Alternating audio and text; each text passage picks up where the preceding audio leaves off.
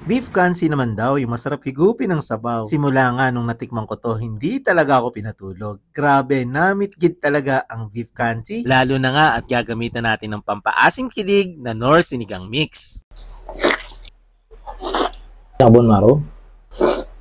Grabe. Sobrang hili ko nga talaga sa mainit na sabaw nitong mga nakaraan. Tumatanda na rin nga kasi talaga. Tapos ang panahon pa ngayon, laging maulan. Last time nga, nagluto ako ng KBL at ang hirap talagang maghanap ng fresh na batuan. Buti na nga lang at readily available ang Nor Sinigang Mix. Gawa kasi ito sa tunay na sampalok na nagbibigay ng asim at kilig. Sobrang nababagay nga to sa battery beefy na matanglad na sabaw. Sa meat naman, perfect talaga yung beef chunks kasi meron pa tong bone marrow sa gitna. Kumbaga sabaw pala ang ulam na. Sabaw?